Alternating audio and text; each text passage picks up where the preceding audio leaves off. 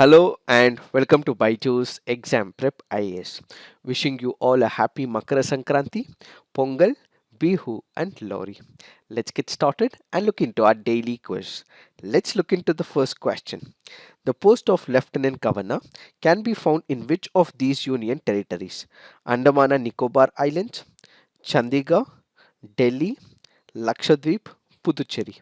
The answer to this is 1, 3 and 5 only. So the post of Lieutenant Governor can be seen in Andaman and Nicobar Islands, Delhi and in Puducherry. It is not seen in Lakshadweep and in Chandigarh. Now let's look into the next practice question. Consider the following statements. The proposal for appointment of administrator or lieutenant governor in the union territories is initiated by the Home Ministry. The concurrence of Cabinet Committee on Appointments is obtained for appointment to the post of administrator. As per Government of Union Territories Act of 1963, only an IAS officer can be appointed as an administrator. Which of the above statements are correct? The answer to this is one only. Why have we taken this practice question? Because of the reference of the Lieutenant Governor in this article. When we look into the first question, we have the Lieutenant Governor who is present in Andaman and Nicobar. He is present in Delhi. He is present in Jammu and Kashmir, in Puducherry as well as in Ladakh. But in the Lakshadweep as well as in Chandigarh and in Dadra and Nagar Haveli, what we have is a designation called as administrator and not lieutenant governor. That is why the answer to the first question would be 1, 3 and 5. Now if you look into the second question, the proposal for appointment of administrator or lieutenant governor in the union territory is initiated by the Home Ministry. This is the right statement. This is on the approval of the President of India, which is obtained through the Prime Minister of the country. When we look into the second question, the concurrence of Cabinet Committee on Appointments is obtained for appointment to the post of administrator. This is a wrong statement. When we look into Article 239 of the Indian Constitution, it speaks about administration of union territories. It says, save as otherwise provided by Parliament by law, every union territory shall be administered by the President acting to such extent as he thinks fit through an administrator to be appointed by him with such designation as he may specify. So it clearly says it is the President of India who appoints the administrator of a union territory. So the concurrence of the Cabinet Committee on Appointments or the Cabinet is not required. It means that the second option is also wrong. When we look into the third option, as per Government of Union Territories Act of 1963, only an IAS officer can be appointed as an administrator. This is once again wrong. Any person other than the IAS officer can also be appointed as an administrator as well. Now let's look into the next practice question. With respect to India's State of Forest Report, which of the following statements are correct? It is published every 2 years by the Forest Survey of India under the Ministry of Environment, Forest and Climate Change. The first survey was published in 1987.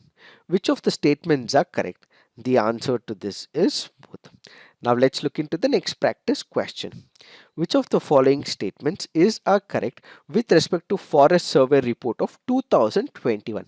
It is in specific reference to 2021. As compared to assessment of 2019, there is a decrease in the total forest and tree cover of the country.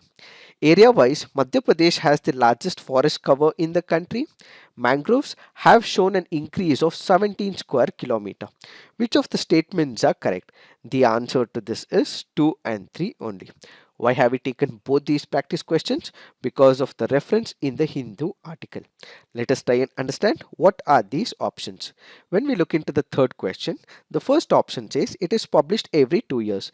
This is a right statement, and the first survey was published back in the year 1987.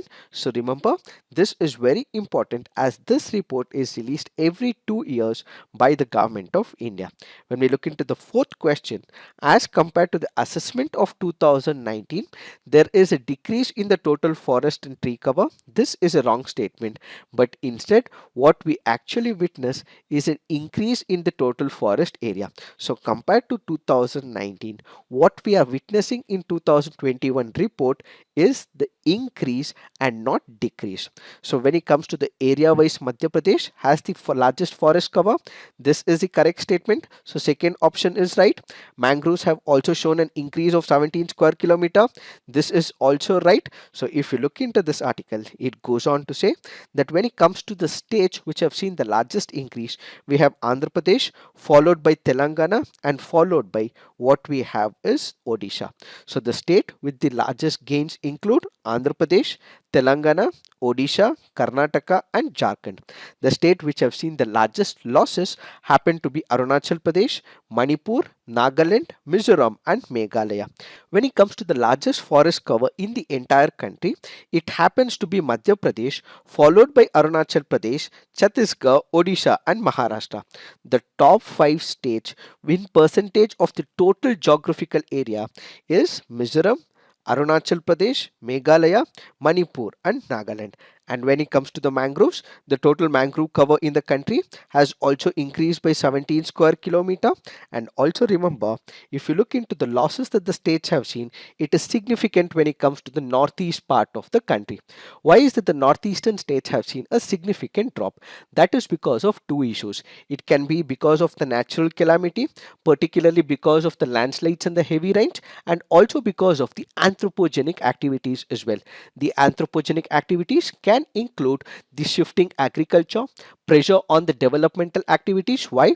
Because these areas have been disturbed. There is felling of trees, which is why there is a significant drop, and they have seen losses when it comes to the northeast part of India.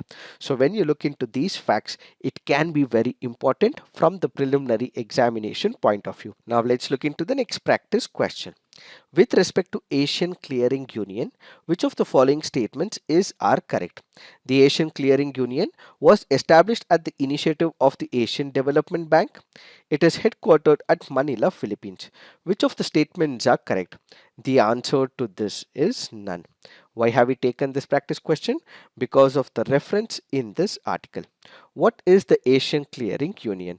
Basically, this was established not at the initiative of the Asian Development Bank, but instead it is United Nations Economic and Social Commission for Asia and Pacific, or it can also be simply called as ESCAP. So basically, this was established on the initiative of United Nations Economic and Social Commission for the Asia and Pacific region. Where is it headquartered?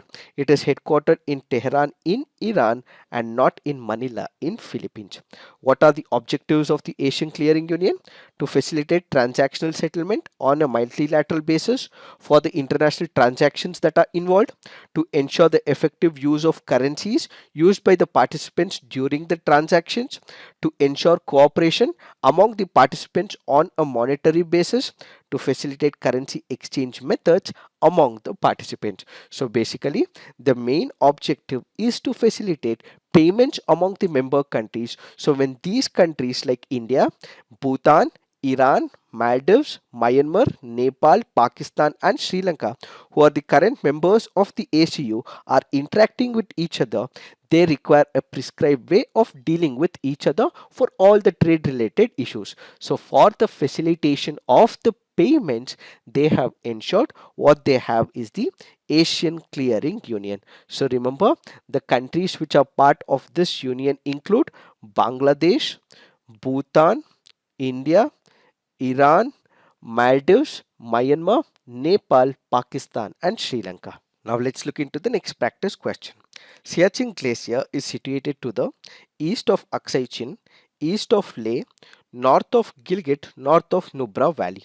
The answer to this is Siachen Glacier is situated to the north of Nubra Valley. This happens to be a previous year question from the year 2020. Why have we taken this practice question? Because of the reference to the Siachen Glacier. Remember, it is to the north of Nubra Valley. So we have Nubra Valley in this part of the map, and to the north what we have is the Siachen Glacier. This map may not be correctly matched to the scale, but this is just to show where is the Siachen Glacier and which part it is located, and it is located to the north of the Nubra Valley. Now let's look into the fact of the day. The fact of the day for today's discussion is Fisheries Startup Grand Challenge. What is this grand challenge all about? When it comes to the fisheries in India, it is called as the sunshine sector. It is also one of the fastest growing sector as well, which provides ample of opportunities when it comes to the employment. It is also among the primary producing sectors as well. In order to realize the true potential of the fisheries sector, what we require is the technological breakthrough. So the government of India has come up with this particular initiative where it wants to enhance the production when it comes to the fisheries sector, identify the problems in the fisheries sector, and thereby come up with innovative solutions. So coming up with the technological breakthrough for the existing problem in the fisheries sector is what is called as Fisheries Startup Grand Challenge. So basically we have the Department of Fisheries, Government of India, in association with the Startup India, Ministry of Commerce and Industry, which has inaugurated the Fisheries Startup Grand Challenge. So how will it work? So basically there will be different types of startups in India. These startups are given the problems faced by the fishing sector, and these problems, when given to such startups, they have to come up with innovative solutions so that ultimately this sector sees a rejuvenation when it comes to the overall productivity. So the challenge has been launched with an objective to provide a platform to the startups within the country to showcase their innovative solutions within the fishery and the aquaculture sector.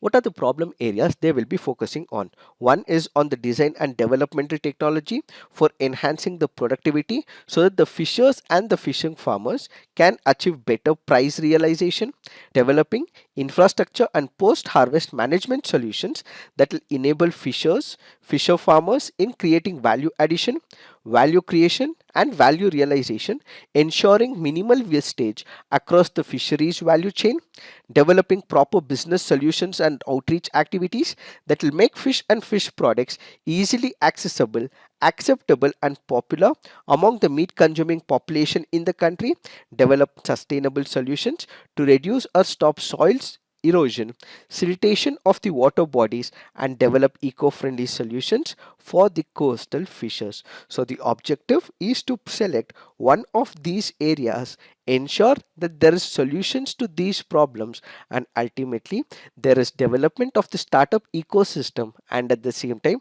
there is growth of the fishery sector as well.